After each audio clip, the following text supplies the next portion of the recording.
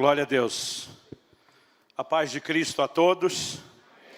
Dia de festa, dia de alegria, onde celebramos não uma instituição, mas o que Deus, por meio da instituição que Ele levantou, tem feito.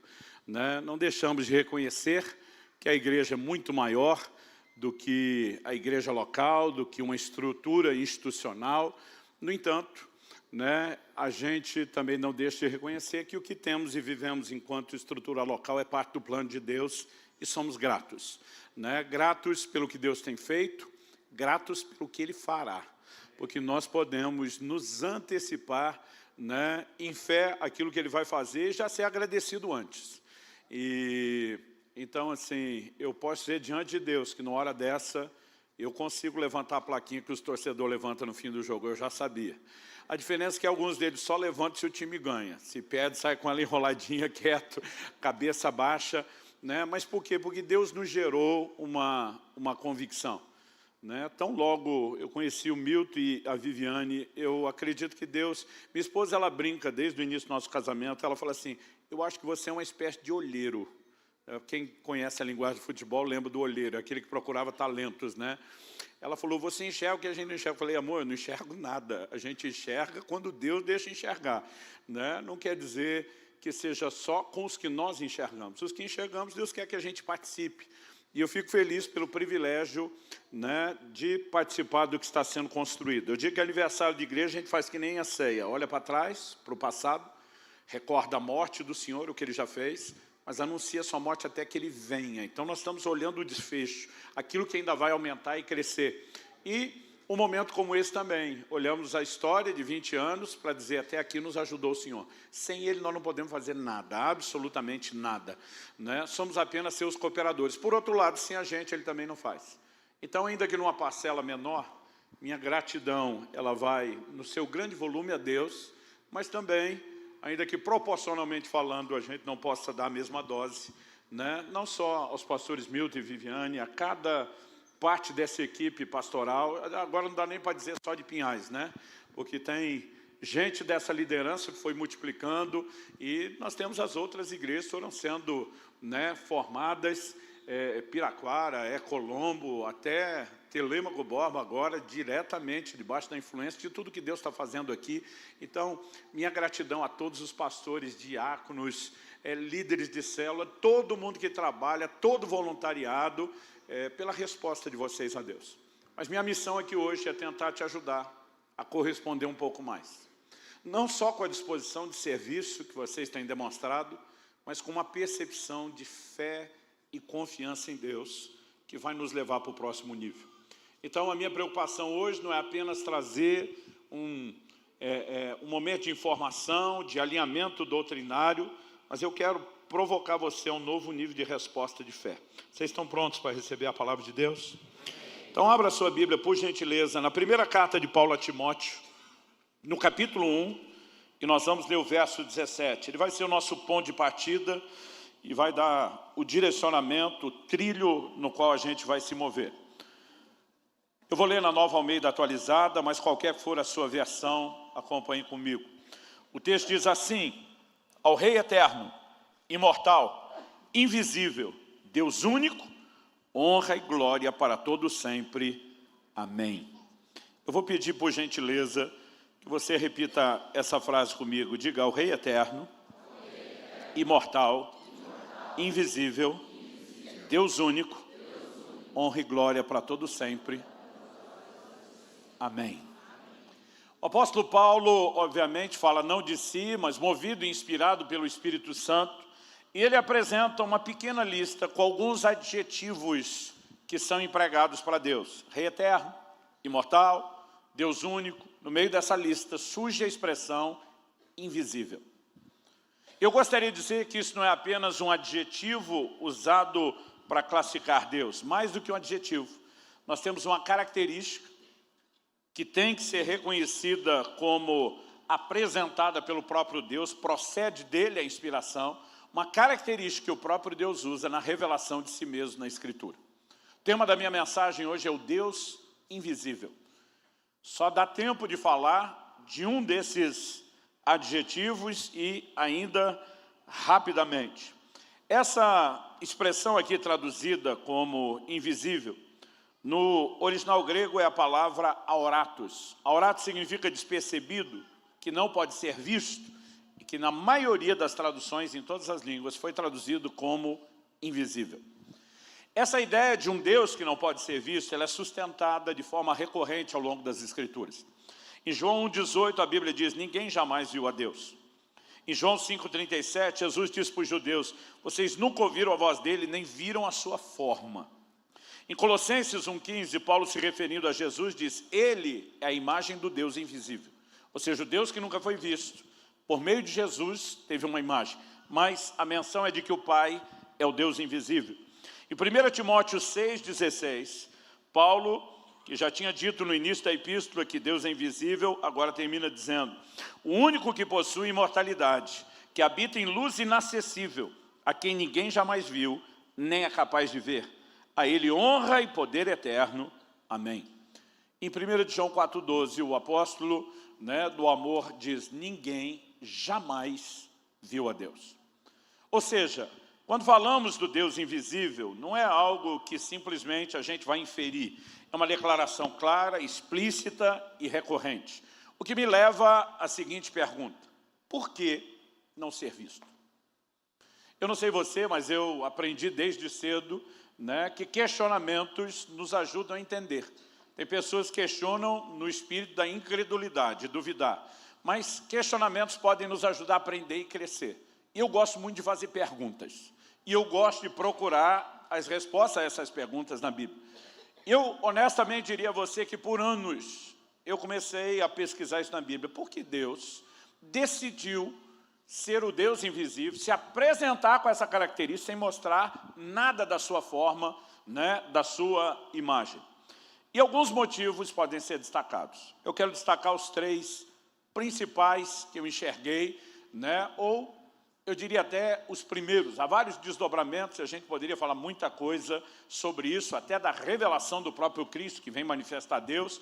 Mas eu quero mexer em 3 aspectos que, para mim, durante muitos anos, me fizeram pensar, bom, isso são motivos suficientes e justificáveis para que eu entenda que Deus decidiu permanecer o Deus invisível. O primeiro, eu chamaria de a questão da fé. Abacuque 2,4 diz que o justo viverá da sua fé. E esse é um dos fundamentos de toda a doutrina neotestamentária. Essa declaração de Abacuque está em Romanos, Gálatas e Hebreus, sem contar que, além dessas citações, o Novo Testamento mostra que toda a nossa relação com Deus é baseada em fé. Sem fé é impossível agradar a Deus, nós somos salvos pela fé. A Bíblia diz que a justiça de Deus se revela no Evangelho de fé em fé, e a lista segue. E a fé é o ponto principal e fundamental do nosso relacionamento com Deus. Mas qual é a definição bíblica de fé? Hebreus 11:1 diz que ela é a certeza de coisas que se esperam e a convicção de coisas ou de fatos que não se veem. Fé é convicção do invisível. E se toda relação com Deus é baseada em fé, qual o motivo de Deus contrariar a definição de fé aparecendo de forma visível? Então, olhando para as Escrituras faz sentido. Paulo diz que andamos por fé e não por vista. Andar por fé é a convicção do invisível. Mas, em segundo lugar, algo que me chama a atenção é uma declaração explícita que a palavra de Deus faz sobre por que Deus não quis mostrar nenhuma forma. E isso aponta para uma outra questão. Se a primeira é a da fé, a segunda questão é a da idolatria ou do risco potencial da inclinação do ser humano a fazer para si ídolos e imagens. Então, em Êxodo 19:20, quando Deus manifesta a sua glória no cume do Monte Horebe, na cordilheira do Sinai, depois que eles saíram do Egito, nós temos detalhes muito claros nos capítulos 19 e 20, mas em Deuteronômio, no capítulo 4, Deuteronômio, a palavra Deuteronômio significa segunda lei, repetição da lei. Moisés, no seu 5º livro, ele não apenas vai recapitular o que de mais importante Deus falou, mas Deuteronômio eu gosto de dizer que é uma espécie de highlights, melhores e piores momentos da história de Israel. E ali ele vai, em Deuteronômio 4, recapitular o que aconteceu em Êxodo 19 e 20. E ele diz assim no verso 12, então o Senhor falou a vocês do meio do fogo, e vocês ouviram o som das palavras dele. Vocês ouviram a voz, mas não viram aparência nenhuma. Só escutaram a voz. A Bíblia diz que uma nuvem escura envolve o topo do monte. E que nessa nuvem houve fogo, houve relâmpagos, houve vozes, houve trovões, som de buzina ou de trombeta, dependendo a tradução. Todo o povo ouviu Deus falar. A Bíblia diz que eles se assustam quando escutam a voz, a ponto de depois pedirem a Moisés que Deus fale com vocês e você conte para a gente que nós estamos com medo de morrer. Mas Moisés está dizendo, vocês não viram nenhuma forma. Por que não viram nenhuma forma? Eu acabei de ler Deuteronômio 4:12. Os versos 15 a 18 de Deuteronômio 4 diz assim: tenham cuidado, guardem bem a sua alma, porque vocês não viram aparência nenhuma no dia em que o Senhor, o Deus de vocês, lhes falou em Horebe, no meio do fogo.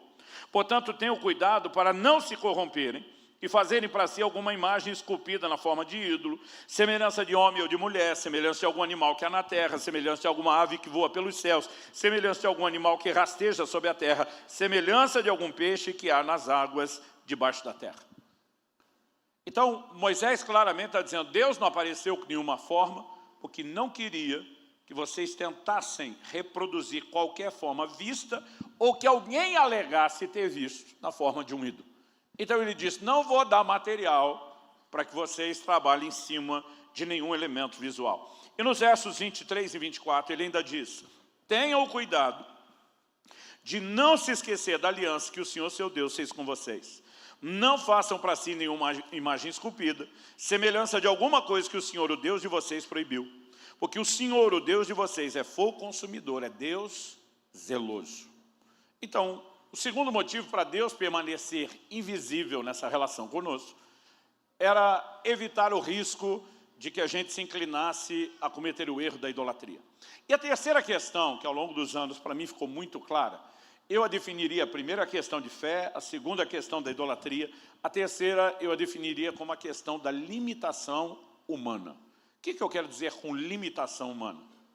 Mesmo se Deus dissesse, tudo bem, não vai atrapalhar a fé, nem vai ter problema de idolatria, eu acho que eu posso aparecer para vocês, a gente sabe que a coisa não seria bem assim. Por quê?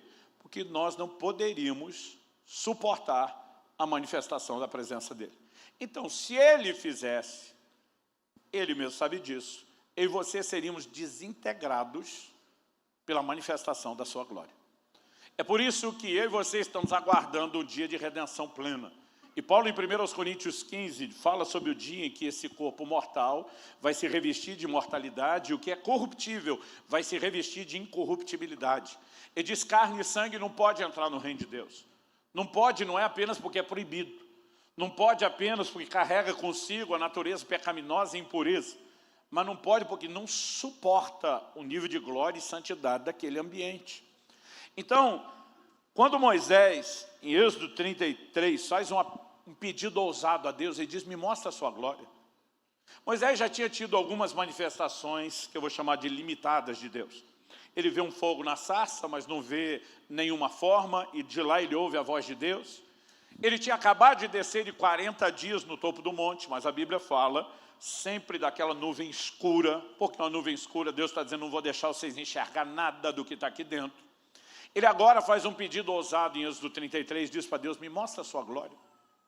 E a resposta de Deus, nos versos 20 a 23 de Êxodo 33, é, você não poderá ver minha face, porque ninguém verá minha face e viverá. Ele diz, Moisés, não tem condição de eu atender o que você está pedindo. Se você me encarar, já era. Você não suporta. Mas Deus diz, eu vou dar um jeito de responder o que você pediu, mas não vai ser a medida cheia do que você quer. É como se Deus dissesse, vou te dar uma versão mais limitada. Deus diz assim, eis aqui um lugar perto de mim, onde você ficará sob a rocha. Quando a minha glória passar, eu porei você numa fenda da rocha. O cobrirei com a mão até que eu tenha passado. Depois, quando eu tirar a mão, você me verá pelas costas. Mas a minha face ninguém verá. Então, o Deus que nunca apareceu com nenhuma forma, não fez pela ausência de forma. Ele está falando de rosto, ele está falando de costa. A Bíblia fala da mão do Senhor. Ainda que na teologia a gente usa expressões como, um palavrão parece, né, no sentido de grande, antropomorfismo, que fala de Deus usar elementos do entendimento humano que não necessariamente precisam ser literais. A Bíblia está mostrando que Deus tem forma para poder aparecer. mas que de alguma forma ele tem motivos, e um deles ele falou, você não pode suportar. Então, quando nós olhamos para essa explicação, isso nos ajuda a entender o que é que nos aguarda no futuro. Isso nos ajuda a entender algumas aparentes, vou botar entre aspas, contradições, porque a Bíblia não se contradiz. Primeiro, vamos falar do que nos aguarda no futuro. O apóstolo Paulo, em 1 Coríntios 13, diz que hoje nós conhecemos em parte, profetizamos em parte. Mas ele diz, quando vier o que é perfeito, pleno, completo, o que é em parte será aniquilado. Então ele diz, hoje nós conhecemos em parte, um dia conheceremos como somos plenamente conhecidos. O que significa? Como somos conhecidos? Por Deus, que é onisciente, que nos conhece de forma irrestrita, plena e completa. A Bíblia está dizendo que um dia nós vamos conhecê-lo do jeito que ele nos conhece. Ou seja, a revelação plena nos será facultada e possibilitada. E eu não sei você, mas eu me encho de empolgação, de expectativa, de esperança quando eu ouço uma promessa como essa. Mas até que esse dia chegue, eu fico olhando a questão da fé, da idolatria, da impossibilidade, e para mim são motivos satisfatórios para gerar em mim a esperança e também a paciência daquele dia quando vamos vê-lo de forma plena. Mas essa separação de uma revelação plena e de uma revelação limitada nos ajuda a entender o que eu vou chamar aqui daquela aparente contradição. Eu fiz questão de ver vários textos, de ler com vocês no início, citar, vários textos falando que ninguém jamais viu a Deus. Mas há vários outros textos no Antigo Testamento que vai falar de gente que viu Deus. E aí, normalmente eu sou bombardeado por perguntas, que as pessoas falam, mas por que a Bíblia diz que ninguém viu a Deus? E ela fala que a gente viu Deus, não há contradição? Eu digo não. O que você precisa entender é que quando a Bíblia está falando sobre não ter visto sua forma, está falando de revelação plena. Deus diz para Moisés, se você vê de forma completa, você não suporta. Então Deus diz, vou te dar algo menor. O que você está vendo sou eu, mas não é a definição de quem eu sou. É só o que você pode suportar. Dá para entender a diferença? Então, por exemplo, em Êxodo, no capítulo 24, nos versos 9 e 10, a Bíblia fala que não só Moisés, antes de pedir para ver a glória, mas junto com ele, Arão, os filhos de Arão e 70 dos anciãos de Israel, a Bíblia diz subir um monte. E diz assim, e viram o Deus de Israel, sob cujos pés havia como que uma pavimentação de pedra de safira, que se parecia com o céu na sua claridade. Deus não estendeu a mão contra os escolhidos dos filhos de Israel. Eles viram Deus, comeram e beberam. Agora, o próprio Moisés que viu Deus está dizendo para Deus, eu quero ver. Porque ele sabe que não viu tudo. A Bíblia diz que viram sob os seus pés uma pavimentação como safira. O texto sugere para mim, não é claro, que talvez eles tenham visto a parte do pé de Deus sobre o seu trono, pisando algo extraordinário, mas não foi uma revelação completa. Senão Moisés não estaria depois pedindo, eu quero te ver. Mas Moisés, você viu ou não viu? Eu vi, mas não vi tudo. Eu quero ver mais. E Deus está dizendo, esse é o problema, não dá para ver tudo ainda. Então, quando você começa a entender isso, fica mais fácil compreender textos como Gideão, que quando descobre que quem apareceu para ele era o anjo do Senhor. Quando a Bíblia usa essa expressão, o, artigo definido, em vez de um indefinido, um qualquer, o anjo, é sempre o que na teologia nós chamamos de teofania. É a soma de duas palavras. Teo significa Deus, fania é revelação, aparição. Então, são aparições limitadas.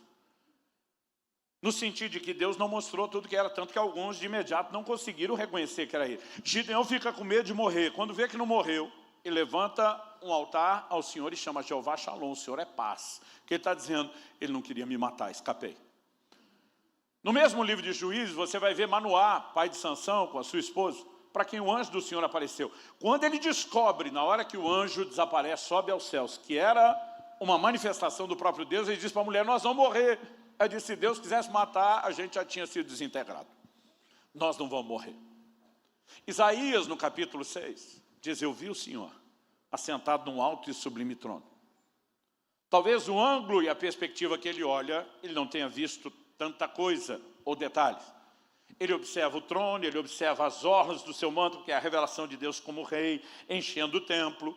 Mas os próprios serafins que estão ali diante de Deus proclamando santo, santo, com várias das asas que tem, cobrem o rosto. E de alguma forma ele entende, ai de mim, o pouco que eu vi, eu vou morrer, eu vou perecer. Eu imagino, pelo menos é o que eu faria nessa altura do campeonato, eu baixando a cabeça dizendo, não posso ver mais. Então, essas afirmações de gente que viu Deus nunca viram a sua forma plena e completa. Então, lá na frente, Jesus está dizendo o quê? Vocês não viram a sua forma. As poucas coisas que vocês viram não é a revelação plena e completa de quem Ele é. Mas um dia nós vamos chegar lá. Agora, por que até que cheguemos lá, Deus decidiu se conservar como Deus invisível? Esses três argumentos para mim sempre foram bons o suficientes para eu dizer, é justo, é viável, é sábio, isso faz com que possa valer a pena que a gente espere. Mas, recentemente, e esse é o cerne da mensagem, eu gastei todo a introdução, o primeiro ponto, só preparando para chegar aí. Deus falou algo a respeito desse assunto, dizendo que tem um motivo que você nunca enxergou. A gente pode chamá-lo de um quarto, a gente pode chamá-lo de um desdobramento de um deles, e esse é o cerne da minha mensagem hoje. O Senhor falou comigo, você tem olhado para Deuteronômio 4 de maneira equivocada, porque você não viu o quadro inteiro. E eu voltei para Deuteronômio 4, eu li várias vezes, falei, não, esse texto mostra que o Senhor não apareceu por causa da idolatria. Eu estou falando exatamente o que está escrito. Ele falou, ok, mas o seu problema é a definição do que são os ídolos. Na minha cabeça, eu sempre achei que Deus está dizendo, não faça ídolo de outros deuses, imagem de outros deuses. Deus está dizendo, eu não mostrei minha forma para vocês não reproduzirem na imagem quem eu sou. Deus está dizendo, a proibição não é só ídolo de outros deuses que não são Deus. Deus está dizendo, eu não quero imagem nem minha. E aí a conversa muda. Porque alguém poderia fazer uma imagem daquilo que viu e dizer, não estou adorando outro Deus, estou adorando o Deus que eu vi. Mas por que Deus nunca quis uma imagem de si? E nós vamos entender que o que aconteceu em Êxodo 32, quando fizeram o bezerro de ouro, não foi diferente da advertência de Deuteronômio 4. Em Êxodo 32, de 1 a 5, se você quiser me acompanhar, nós vamos perceber um detalhe que é muito, muito importante nessa construção. Nós vimos, eu citei antes, que em Êxodo 19 e 20, Deus falou, todo o povo ouviu, mas eles ficaram assustados e falaram para Moisés, fale Deus com você conta para a gente. Nós não damos conta de aguentar a manifestação dessa glória. A partir desse momento, o Deus que queria falar com todo mundo e que não oferece a você nada que você não esteja interessado, diz para Moisés, ok, daqui para frente eu falo com você conta para eles. Não é porque o povo manda em Deus. Eu estou dizendo que vocês não estão interessados, perderam o acesso. Moisés, você repassa. Ainda quero que eles ouçam a minha voz, mas não vão mais ouvir direto. A partir desse momento, Moisés se torna a única conexão deles com a voz de Deus. E Êxodo 32 diz o seguinte, o povo viu que Moisés demorava para descer do monte. O que esse demorava? A Bíblia diz que ele ficou 40 dias e 40 noites envolvido naquela glória. Não tinha os meios de comunicação que nós temos hoje. Arão não recebe no celular dele um WhatsApp com Moisés dizendo, diz para o povo aí que eu vou demorar. A glória está densa e eu não sei quando é que eu vou embora. Deus está falando muita coisa aqui, esse negócio vai longe. Não tinha meio de comunicação. Então você imagina que depois de quase 1 mês e meio, a turma viu o homem subir naquele monte que foi tomado pela nuvem escura que eles estavam morrendo de medo. E depois nunca mais voltou. O que acontece? O texto diz assim, então reuniu-se, está falando do povo, em volta de Arão e lhe disse, levante-se, faça para nós deuses que vão adiante de nós, pois quanto a esse Moisés, o homem que nos tirou do Egito, não sabemos o que lhe aconteceu. E diz, ele era a nossa única conexão, e nós perdemos a conexão. Então, nós precisamos que você nos faça Deus. Eu ficava revoltado quando eu lia isso. Eu dizia, bando de gente traidora que virou as costas para Deus depressa, trocou ele por outros deuses. O texto continua e diz assim, Arão respondeu, tirem as argolas de ouro das orelhas de suas mulheres, seus filhos, suas filhas, tragam para mim. Então todo o povo tirou das orelhas as argolas e as trouxe a Arão. Este, recebendo-a das mãos deles, trabalhou o ouro com buril, fez dele um bezerro de metal fundido. Então disseram, são estes, ó Israel, seus deuses que tiraram você da terra do Egito. Aqui eu ficava mais revoltado ainda. Além de trocar Deus por outro, deram o crédito que Deus fez para quem não fez. Agora pergunta a eles, estavam dando crédito para outro Deus? O que sempre me fez pensar isso foi a expressão deuses, no plural. Mas quando você olha a palavra que foi usada no original hebraico, Elohim, é a palavra que é usada para falar do nosso Deus, mas ela é a forma plural. A gente simplesmente tem uma tradução no singular pelo entendimento de que um só Deus, que é o que chamamos o mistério da Trindade, se revela em 3 distintas pessoas. Mas a forma é plural. Só que eles não usavam isso só para Deus. Assim como a gente tem Deus com D maiúsculo e deuses com D minúsculo, singular e plural, mas a mesma palavra, eles usavam a mesma palavra para falar de quem também não era, porque era o conceito de divindade. Então, o fato de eles usarem Elohim não significa que eles estão falando de outro. E quando eles dizem que nos tirou do Egito, já dá a ideia que eles estão falando do Deus que tirou eles, não de outro. Mas é o verso 5 que define isso. A Bíblia diz, Arão, vendo isso, edificou um altar diante do bezerro e fez a seguinte proclamação: amanhã haverá festa ao Senhor. Essa palavra traduzida Senhor, na maioria das versões, ela vai aparecer em maiúsculo. Por que maiúscula? É uma indicação de que no original hebraico, isso só vai acontecer no Velho Testamento, não no Novo, houve o uso do tetragrama, que é o quê? Um nome impronunciável de Deus, que tinham 4 letras, eram 4 consoantes. Ninguém conseguia falar o nome de Deus, não tinha vogais. Então, as tentativas de traduzir esse nome, então você pega, por exemplo, a tradução brasileira, que é mais antiga, está traduzido, amanhã haverá festa a Jeová. A palavra Jeová e Yahvé são a tentativa de pronunciar o nome com a gente colocando possíveis vogais que a gente imagina, e Deus nunca disse qual era a pronúncia. Então Arão não está falando de um outro Deus. Quando eles dizem são os deuses tirados do Egito, ele diz é Yahvé, é Jeová. Só que eles deram uma forma que Deus nunca revelou. Isso foi suficiente para que a ira de Deus se acendesse. E lá na frente, Moisés pergunta o que é que esse povo fez para você levá-los a cometer tamanho pecado. Então Deus nunca quis uma imagem de si. E aqui nós temos um detalhe importante. Porque isso não significa apenas trocar Deus por outro. Significa não diminuir quem Deus é. Então a essência da minha mensagem hoje é não limite Deus. Deus está dizendo, não me reduzam a algo menor. Qualquer tentativa de dar uma forma ao que eu sou me limita ao que eu não sou. E ao longo das Escrituras, você vai ver Deus o tempo todo nos chamando a um entendimento de que Ele é maior, de que Ele é Deus grande, que Ele não pode ser comparado com absolutamente nada. Por quê? Porque Deus tem algum problema com a autoestima, com a autoimagem, Ele sofre de algum problema no ego. Se a gente não reconhecê-lo, né, como Deus grande, Ele vai se sentir mal? Claro que não. Ele é perfeito, pleno, completo, absoluto em si mesmo. Ele é mais do que suficiente. Ele não precisa de nenhum reconhecimento da minha ou da sua parte. Aliás, Paulo, pregando em Atos 17, a Escritura registra isso, ele afirma, Deus não é servido por mãos humanas como se precisasse de coisa alguma. Não há nada que o homem possa dar a Deus que Deus tenha necessidade. Então, se Deus não precisa do reconhecimento da grandeza, por que Ele quer o reconhecimento? Porque é o único meio dele poder fazer grandes coisas nas nossas vidas. Ele está dizendo, não me atrapalhem, não me impeçam de fazer mais na vida de vocês. E aí, isso faz sentido? Deus chamou minha atenção, eu estava num período curto de tempo fazendo uma leitura bíblica na sequência, de Gênesis a Apocalipse. E quando ele falou isso comigo, eu ainda estava em Deuteronômio. Deu tempo de eu ler o resto da Bíblia, até Apocalipse. Observando o quanto Deus chama o povo a um reconhecimento da sua grandeza. É impossível citar esses textos numa mensagem. Teria que escrever um livro inteiro sobre isso, porque Deus faz isso o tempo todo. Mas eu quero citar algumas para que você perceba a recorrência. E um desses textos está em Isaías, capítulo 40. Eu vou ler do 12 ao 26. O texto é grande, mas não dá, né? Eu digo grande no sentido daquilo que a gente normalmente costuma usar numa mensagem para tentar ser rápido e objetivo. Mas não dá para não lê-lo. E eu já fiz um recorte, que é o mínimo que a gente tem que ler. Verso 12 de Isaías 40. Quem na concha da sua mão mediu as águas e tomou a medida dos céus a palmos. Deixa eu fazer uma pausa.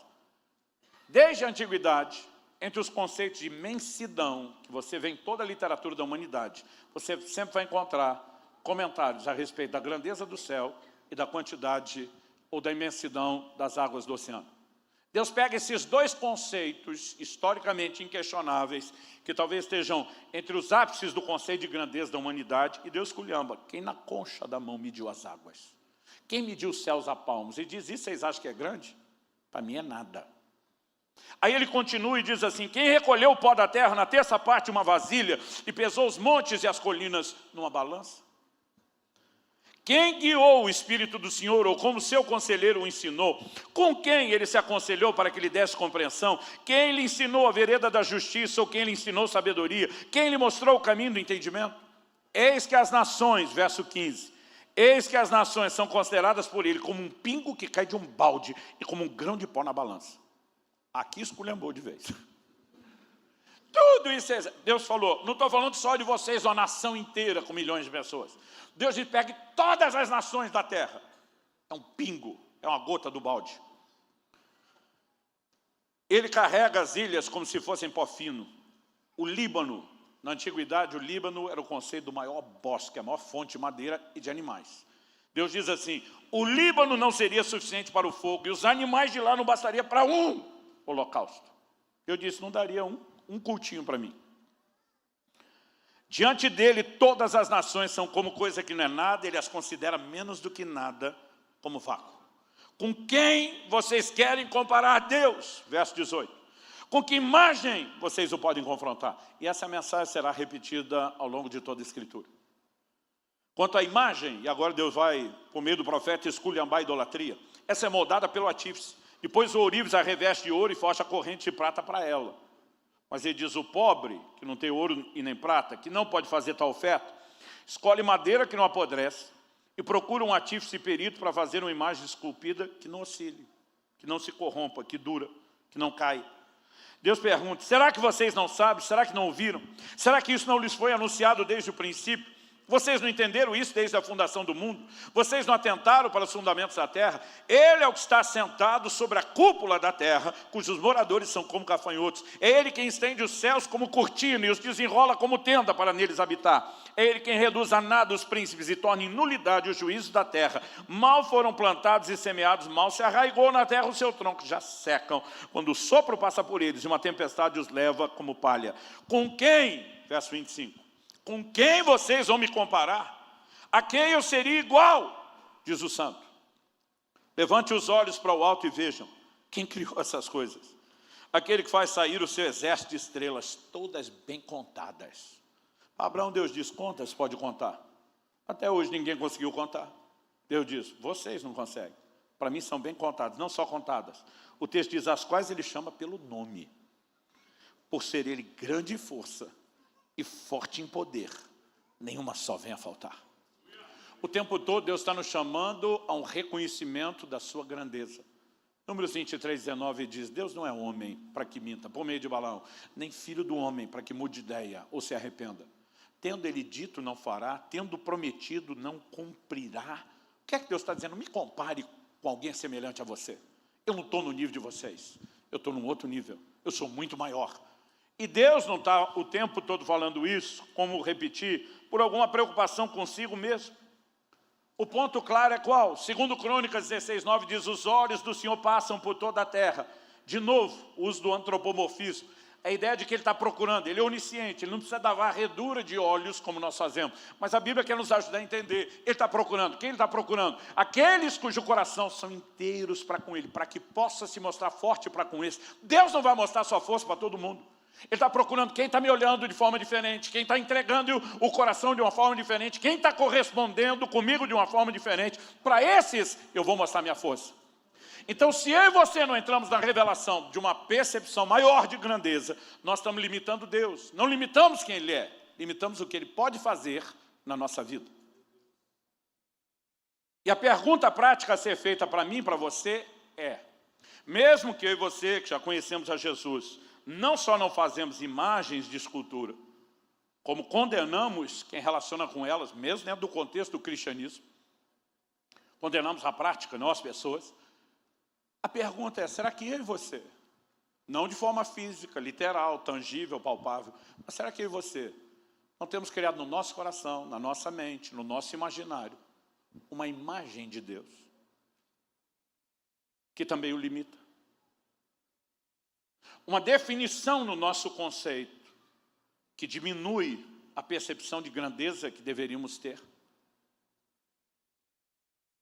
O rompimento espiritual, seja no nível pessoal ou ministerial, depende do conhecimento de Deus. Em Daniel, no capítulo 11, no verso 32, a Bíblia diz, o povo que conhece seu Deus será forte e fará proezas. É o conhecimento de Deus que muda a nossa percepção de identidade, de quem somos, e de produtividade, daquilo que nós podemos fazer. E aí o tempo todo você vai ver que quem fez diferença, quem escreveu história, entrou nessa percepção, como do questionamento de Deus de Números 23, 19. Eu não sou homem para que minta, nem filho do homem para que se arrependa, tendo prometido, não vou fazer, tendo falado, não vou cumprir. Abraão, por exemplo, que é chamado de o pai da fé, e deixou pegadas a serem seguidas. Em Romanos 4, 20 e 21, a Bíblia diz: não duvidou por incredulidade da promessa de Deus, mas pela fé se fortaleceu, dando glória a Deus, estando plenamente convicto. Eu amo essa palavra. Não é só convicto. A gente fala de convicção, já é forte, mas a Bíblia diz plenamente. Plenamente é preenchendo todas as medidas possíveis, estando plenamente convicto de que Deus era poderoso para cumprir o que havia prometido. Eu gosto de dizer que a fé se apoia no caráter de Deus. Se Ele prometer, Ele não vai mentir. Mas ela também tem a percepção do poder, da grandeza dEle, para fazer aquilo que na minha mente é impossível. É por isso que ao longo da Escritura, Deus também trabalha esse conceito. Lucas 1, 37, o anjo diz: o que para Deus não haverá impossíveis em todas as suas promessas. Ele está dizendo: impossível é coisa da cabecinha de vocês. Da perspectiva dele, nada, absolutamente nada é impossível. Em Marcos 10, 27, Jesus, ensinando os discípulos, diz: para os seres humanos é impossível, contudo não para Deus, porque para Deus tudo é possível. Ele está dizendo: vocês estão aqui no universo da impossibilidade, da possibilidade. Deus está aqui no universo da impossibilidade. Só que a nossa forma no mundo de possibilidades, ela vai ter um ponto que a gente diz: daqui para cá é impossível. No universo de possibilidades, para Deus, tudo é possível. Não existe a impossibilidade. E porque o tempo todo Deus está tentando reprogramar a nossa mente. Porque se eu e você não tivermos a percepção da grandeza de Deus, nós vamos limitar aquilo que Ele pode fazer. Eu comecei a perceber nessa última leitura bíblica que fiz, e Deus começou a falar essas coisas comigo no finalzinho de julho. Agora, eu comecei a perceber ao longo de agosto, porque até o fim de agosto eu tinha terminado essa leitura, não só as declarações de Deus nos chamando ao reconhecimento da grandeza, mas eu fiquei perplexo com o tanto de indiretas e informações implícitas e nas entrelinhas que você tem, de que quem fez diferença era a gente tinha uma percepção da grandeza de Deus. Porque a nação de Israel escolheu Saul para ser rei. Era o maior cara que eles tinham. Quem ia liderar o exército tinha que ser uma figura que inspirava a confiança dos outros e metia medo do inimigo. Mas quando o Golias aparece, que é maior que o Saul não teve coragem de encarar. Ninguém teve. Aí aparece um baixinho invocado, que nunca foi à guerra, sem nenhuma experiência. Ele olha para o desafio do Golias e diz: que esse incircunciso filisteu para afrontar os exércitos do Deus vivo. A percepção de grandeza dele não é de si como guerreiro. A percepção de grandeza dele é de Deus. Ele diz: vocês estão olhando o tamanho do cara, eu estou olhando o tamanho de Deus. Isso aí é um inseto que Deus vai esmagar no meio do caminho.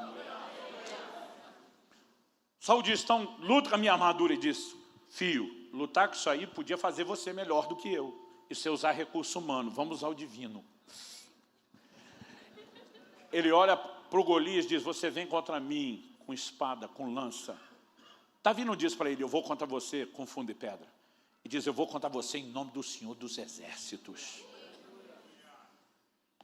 E ele diz para o Saul: eu posso nunca ter feito isso com gente, mas já treinei com os bichos. Leão, urso, encarei todo mundo. Deus me livrou deles, Deus me livra do gigante. É a percepção de Deus. Quem está entendendo? Quando Salomão vai construir a casa que Davi almejava, e Deus confiou isso a Salomão, ele, na hora de recolher elementos, ele está pedindo madeira para casa, para alguns reis da região.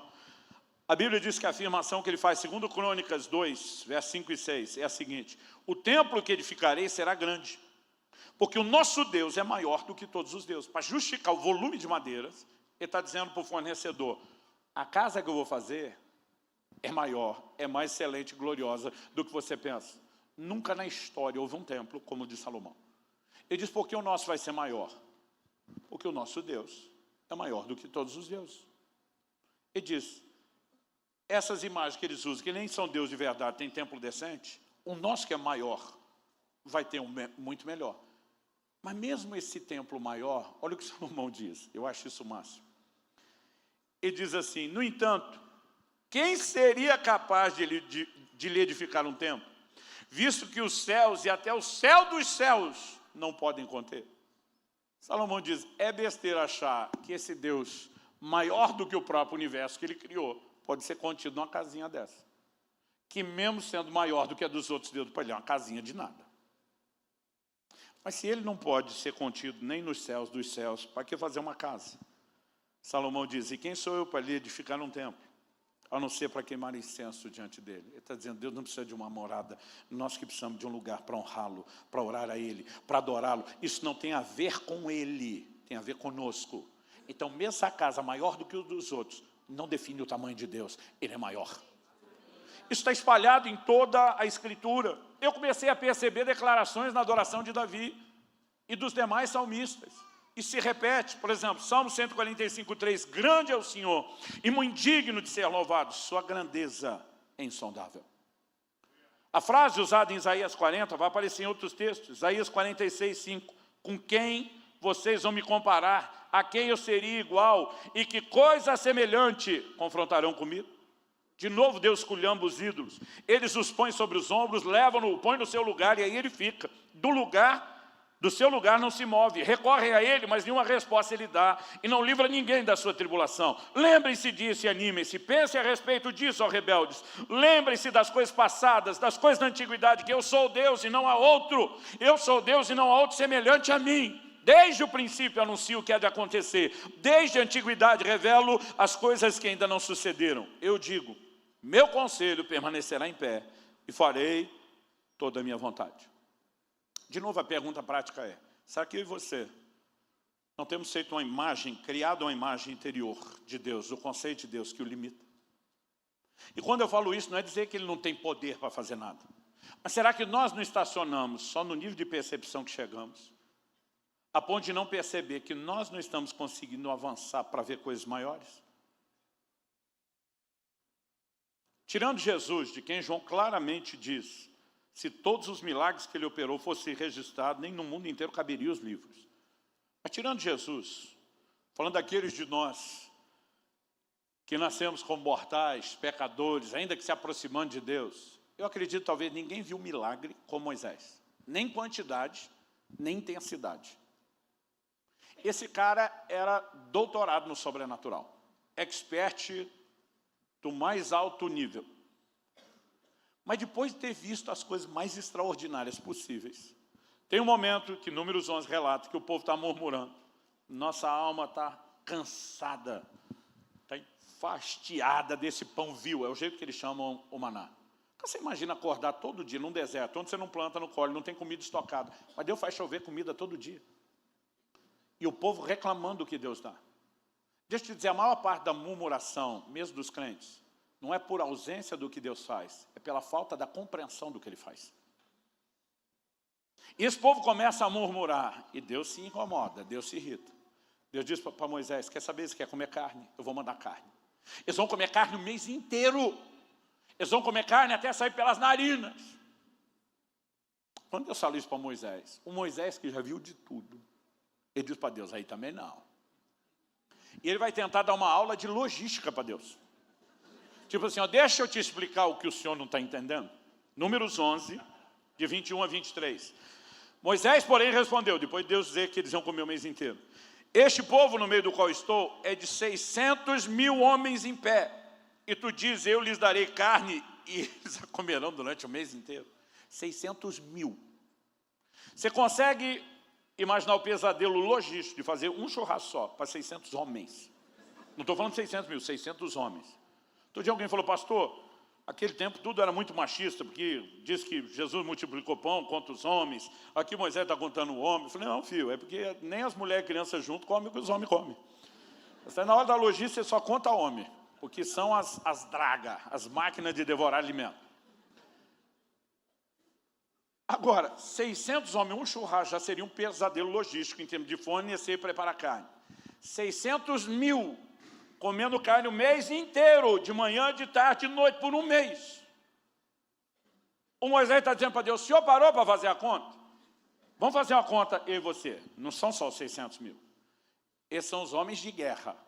A Bíblia diz 600 mil eram os de 20 anos de idade para cima, que puxavam da espada, alistado no exército. Se você der para cada um deles uma esposa só, que para a época era uma média generosa, e 3 filhos, que isso é média atual, antigamente, né, só Jacó teve 13, 12 homens e mais Diná. Se der, então imagina, para cada um desses homens, que é o cabeça do lar, tem uma esposa e 3 filhos. Multiplica os 600 mil por 5. São 3 milhões de pessoas. Nem toda a região metropolitana nossa aqui fecha ainda os 3 milhões. Agora, dá um churrasco para 3 milhões. E um mês inteiro de carne. No deserto. O que o Moisés fala, quantos rebanhos de ovelhas e de gatos teríamos que matar para que tivesse o suficiente? Ou será que bastaria se ajuntássemos para ele todos os peixes do mar? Ele diz, Deus, nem se o Senhor passar a rede, arrancar os peixes, todo o mar tem carne para todo mundo, para um mês. O que é que Deus responde? Porém o Senhor respondeu a Moisés, será que a mão do Senhor se encurtou? Está dizendo, ó cabeção, eu perdi meu poder? Ou você me deixou estacionado só no nível que viu, não está pronto para o que vem? Preste atenção, se nós queremos entrar no novo, nós vamos ter que entender o que Deus está falando. Porque há um novo nível de conquista, há um novo nível de milagres, há um novo nível de manifestações, que para chegar lá, a percepção de grandeza tem que aumentar primeiro. Deus diz, agora mesmo você verá se a minha palavra se cumprirá ou não. E ninguém fez nada. O dia seguinte começa a chover codornizes, bandos e bandos. Chover, cair. A Bíblia diz que empilhava. A Bíblia diz que eles não davam conta de comer, chegava a perder e apodrecer carne. E o povo tentando comer, porque não sabe quando vai comer de novo. Alguns comeram até sair pelo nariz, e Deus ainda julgou a glutonaria de muitos. A pergunta a ser feita é, será que eu e você não criamos uma imagem? Que não significa que ele não tem poder, mas tipo, ele pode vir só até aqui. Ele podia salvar só o tanto de familiar que já salvou. Ele podia curar só o que nós vimos acontecer até agora, daqui para frente não tem mais nada. Ele podia trazer milagre e provisão só para esse nível. A igreja podia chegar até 3 cultos, mas não mais do que isso. E nós estacionamos em algo que a gente acha que está bom, porque tem a ver com o tanto que nós entendemos do que ele pode. Mas ele pode e ele fará muito mais. É por isso que nós temos que destruir algumas dessas imagens. Deus está dizendo, eu nunca mostrei imagem para que vocês não me limitem. Então, errado não é só fazer imagem física. Uma definição interior de algo menor do que ele é, nos limita igualmente. Quem está entendendo? Dito isso, o que é que nós podemos fazer de prático? E aqui eu termino. Nós temos que crescer na revelação de Deus. A revelação de Deus é progressiva. Provérbios 4,18 diz, a vereda do justo é como a luz da aurora, vai brilhando mais e mais. Luz é uma das figuras de revelação na Bíblia, até ser dia perfeito. A Bíblia diz, hoje nós conhecemos em parte, um dia vamos conhecer plenamente. A luz vai crescendo até chegar à medida plena. Ainda que ela não seja alcançada aqui agora, ela precisa aumentar. Oséias 6,3 diz, conheçamos e prossigamos em conhecer a Deus. Vocês têm mais para conhecer do que o que nós já conhecemos. Em 1 Coríntios 15:34, Paulo diz, voltem à sobriedade como convém, não pequem. Porque alguns ainda não têm conhecimento de Deus. Digo isso para vergonha de vocês. Ele não está falando dos ímpios, gente. Quando ele diz não tem conhecimento de Deus. Ele está falando com os crentes. Ele está dizendo, o conhecimento de vocês, de alguns de vocês, é tão pequenininho, é tão sem vergonha, que não dá nem para chamar de conhecimento de Deus. O que vocês têm é uma caricatura, uma distorção de quem ele é, do tanto que vocês o limitaram. Ele diz, volte à sobriedade. Bora conhecer Deus. Pastor, como nós podemos fazer isso? Nós precisamos entender que na vida devocional do crente, um dos elementos fundamentais é o tempo de leitura, meditação e estudo da palavra de Deus. Tem crente que fala assim, eu não fui chamado para pregar, não preciso ler a Bíblia. Eu digo, como é que é? Outro dia alguém falou, pastor, o senhor começou a estudar a Bíblia com dedicação por causa do seu chamado para pregar? Eu falei, não, eu comecei a estudar porque eu queria viver. Para eu viver eu tinha que entender. Quando eu comecei a entender e viver, eu fiquei tão empolgado que eu falei, eu preciso repartir isso com os outros. E a pregação e o ensino passou a ser a consequência daquilo que funcionava na minha vida. Eu não fui buscar conhecimento bíblico para ter o que falar no púlpito. E Deus nos livre de só transbordar uma informação de algo que você não tem autoridade para dizer ou falar. Eu lembro que meu filho Israel começou a ler a Bíblia muito cedo, várias vezes. Aos 6 anos de idade, quando ele fez aniversário, eu dei uma Bíblia para ele, dessas que eu chamei de Bíblia de gente grande. Era uma versão mais fácil, acho que era a Bíblia viva, mas já não era aquela coisa de criança. Minha esposa é pedagoga, ela não esperou as crianças ir para a escola. Aos 5 anos, ela estava alfabetizando os dois num nível bem diferenciado. E ele já tinha uma boa leitura quando chegou aos 6 anos. E eu falei, filho, papai vai te dar a Bíblia de gente grande que você já consegue ler. Ele olha para mim e faz a pergunta: quantos capítulos por dia eu tenho que ler da Bíblia para eu lê-la em um ano? Falei, vamos fazer a conta? Naquela época a gente não tinha isso no celular, fazia com calculadora mesmo. Falei, a Bíblia tem 1189 capítulos. A maioria dos anos, tirando o bissexto, que é o caso do ano que vem, tem 365. Dividimos, dava 3,25. Significa o quê? 3 capítulos e 1/4 de capítulo por dia. É a média. Falei a Bíblia em um ano. Eu não consigo entender crente que tem 10, 20 anos, nunca leu a Bíblia uma vez. Falei em um ano, você imagina que os 3 capítulos ainda dá para parcelar, um de manhã, um no almoço e um à noite. Gente, pelo amor de Deus, não estamos falando de algo tão complicado. O menino falou, pai, eu quero ler em um ano. Falei, filho, esse ponto 25 vai ser difícil de controlar.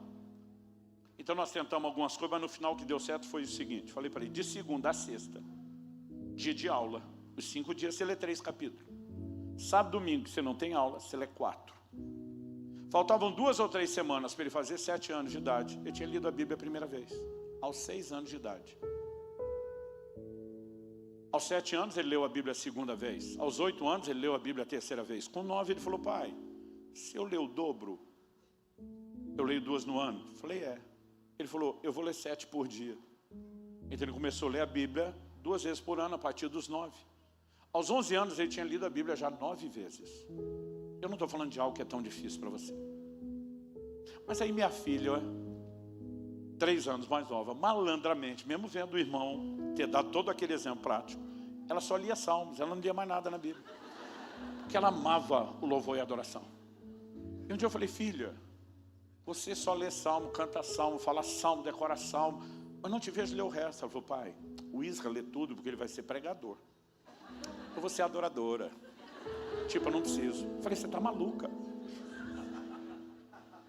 Primeiro está maluca e achar que você não vai pregar.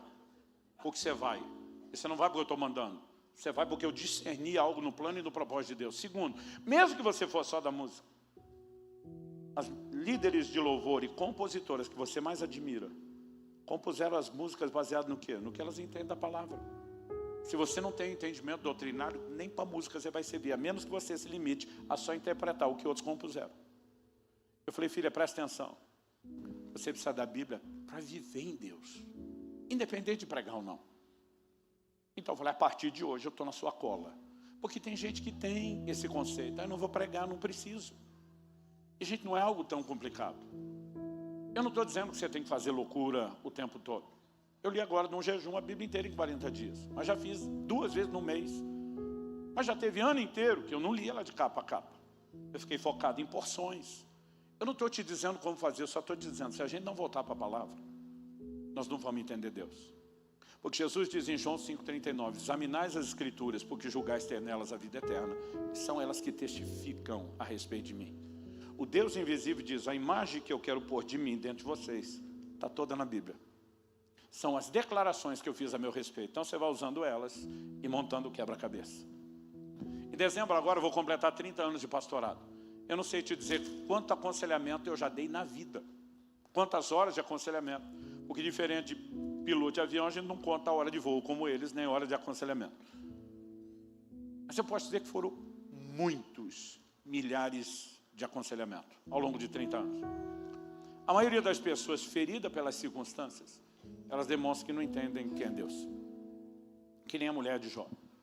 Que na hora que o negócio ficou ruim, diz, amaldiçoa seu Deus e morre.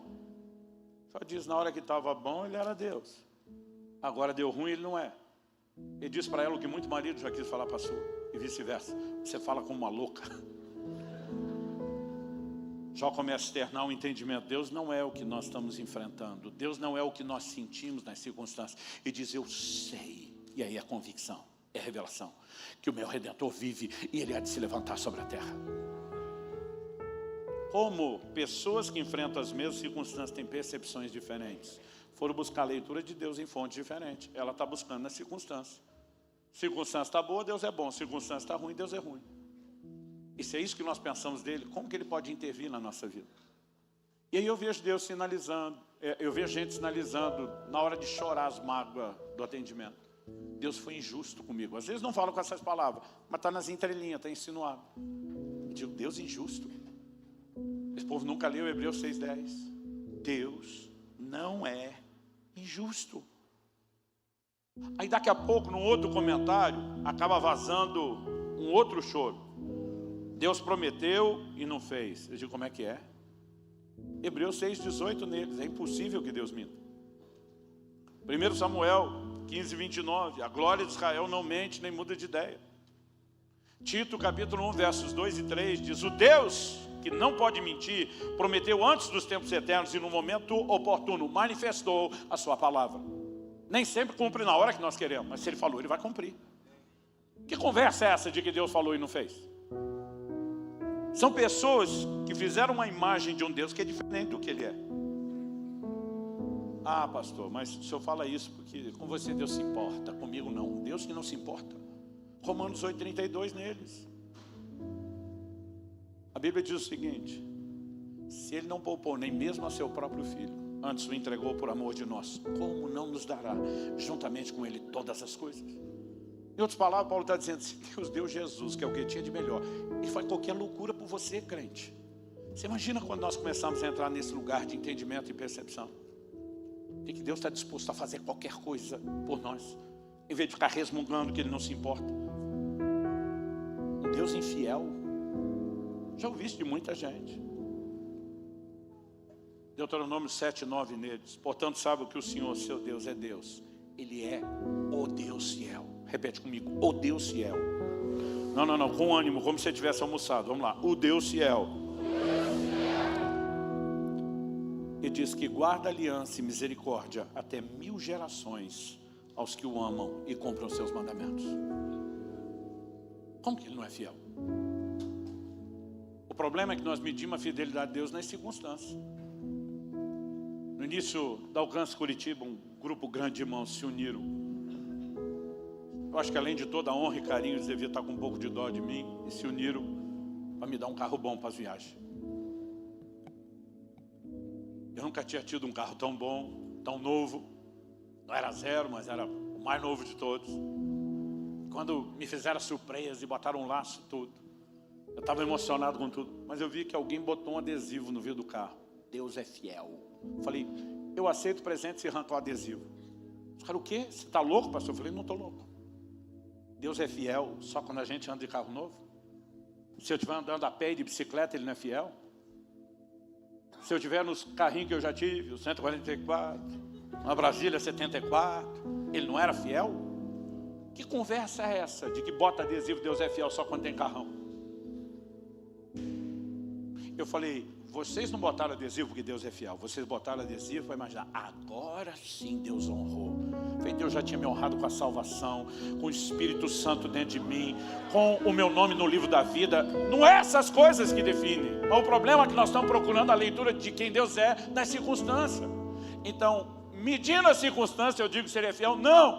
Entendendo a fidelidade de Deus é que eu atropelo as circunstâncias. Dá para entender a diferença? Então, nós precisamos voltar às palavras, à palavra.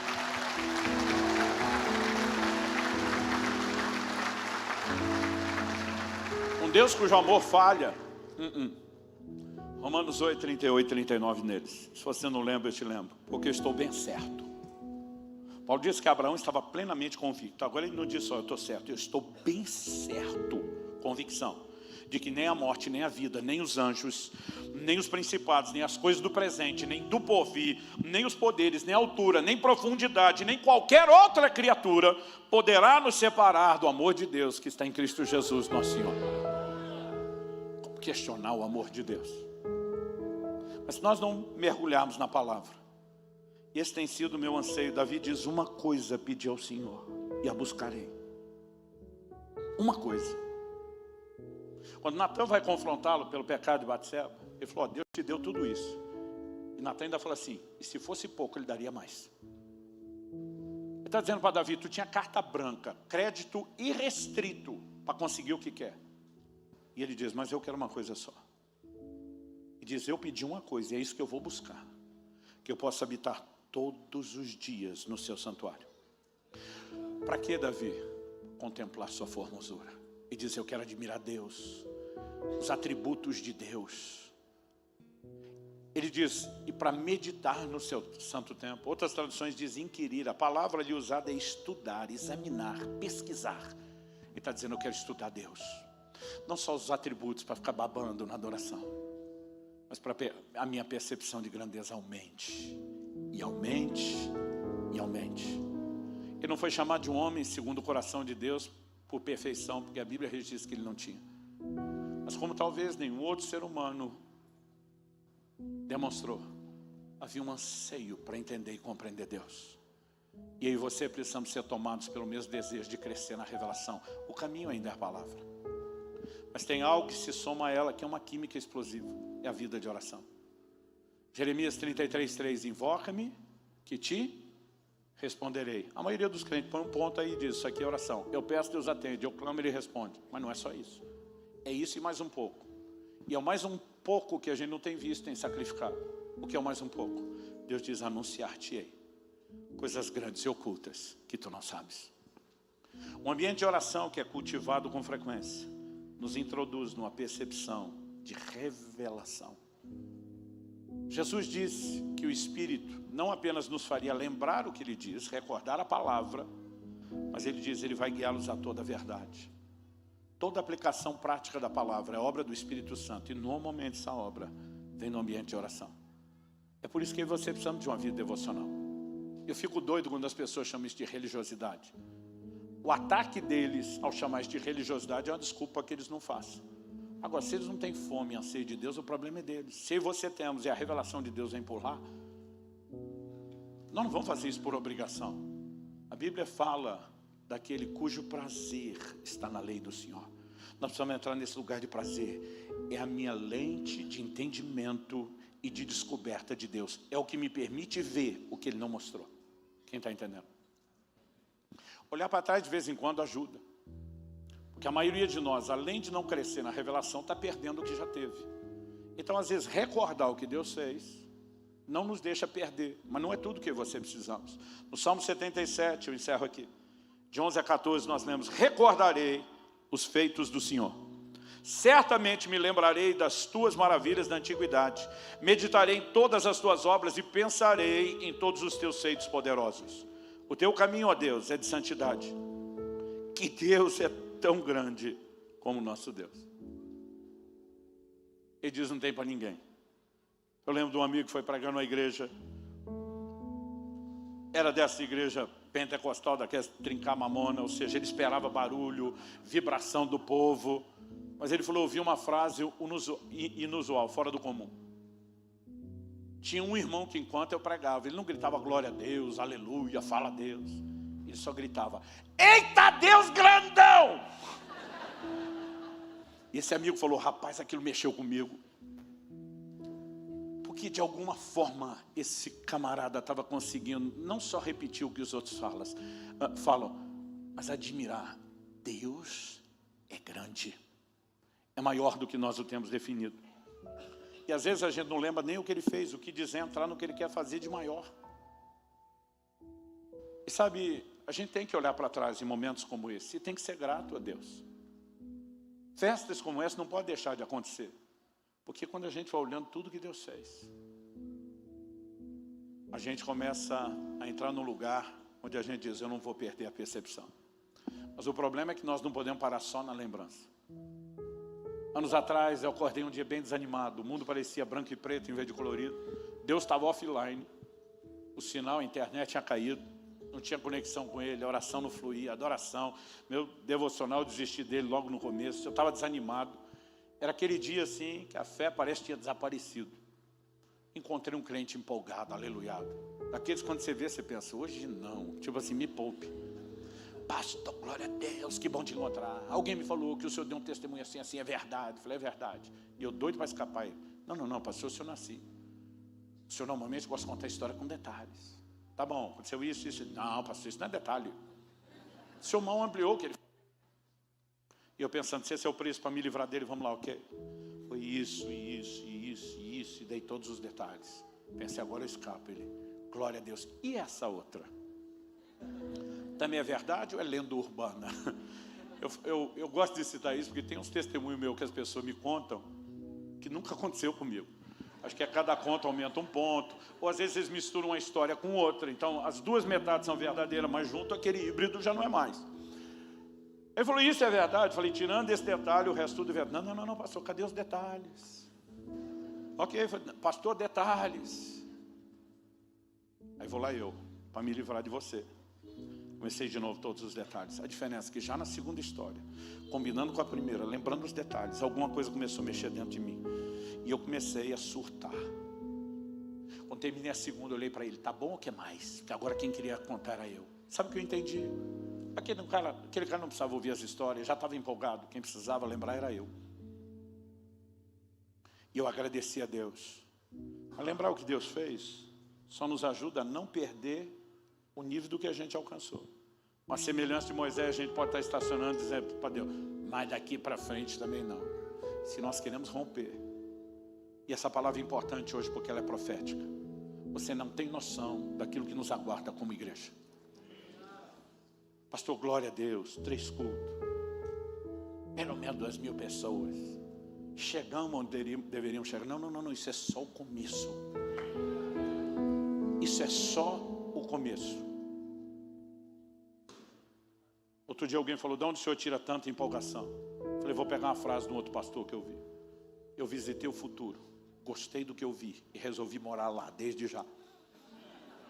Nós estamos indo para um lugar de conquistas maiores, mas isso não precisa ser só para o coletivo, para a igreja.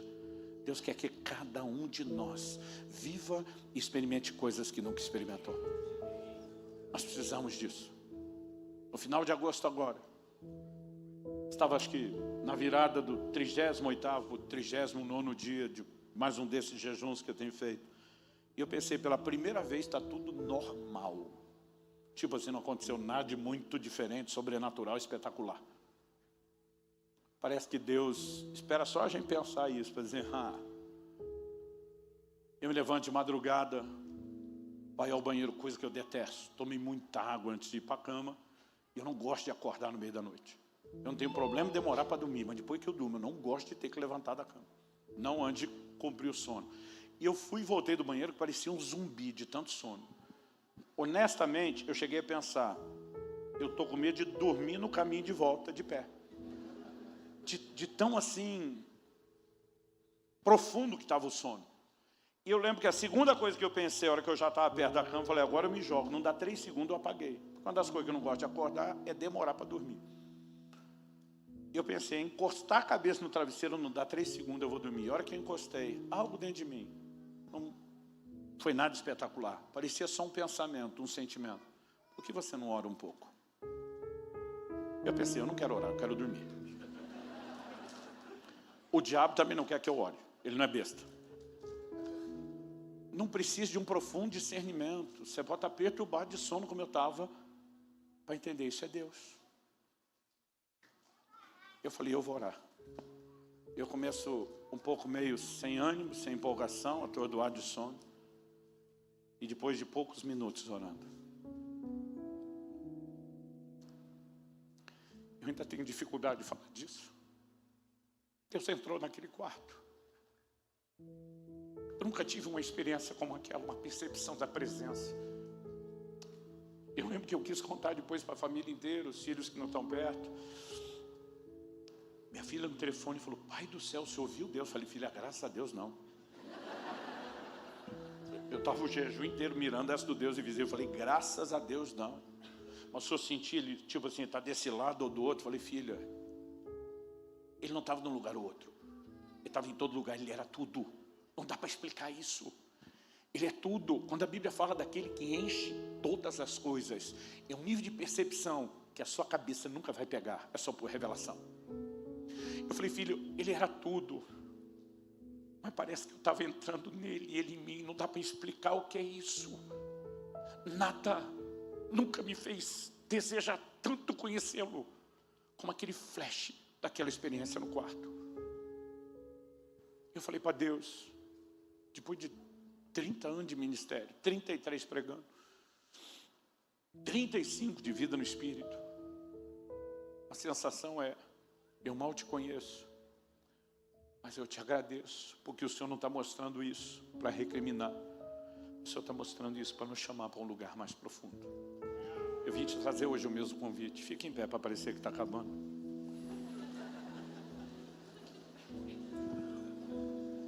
Antes de eu orar com você, eu quero que você faça a sua própria oração. Alguns de nós temos que nos arrepender, porque nós temos imagens, não são ídolos literais, imagens que diminuem Deus na nossa mente, na nossa imaginação, no nosso coração e no nível de fé que nós construímos. Assim como Moisés pegou aquele bezerro de ouro e moeu com ele, está na hora da gente moer essas imagens internas e entrar numa decisão, ele é maior do que isso. Quantos músicos ministros, eu vou pedir que a princípio, depois você pode fazer isso, não agora. Nesses primeiros minutos, não cante com eles. Mesmo que você conheça a música, eu quero que você ore. Pastor, como eu vou orar? Como você entender que deve fazer? Mas basicamente, nós devemos clamar por um conhecimento maior, por uma revelação que seja crescente. Nós precisamos nos arrepender de estar limitando Deus. Entender que Paulo está dizendo, volte à sobriedade, para de pecar. Por isso que eu disse que precisamos nos arrepender. Porque quanto maior for a nossa percepção de grandeza, mais nós vamos desfrutar. Deus será na minha e na sua vida do tamanho da nossa fé. A nossa fé será do tamanho da revelação que nós temos. Então nós precisamos parar de limitá-lo. Vamos clamar por Ele. Talvez você possa até dizer, Senhor, eu acho que eu preciso ser chacoalhado. Eu preciso de algo que provoque minha fome, minha sede como nunca antes. Ore como você achar melhor. Nós vamos orar a respeito disso.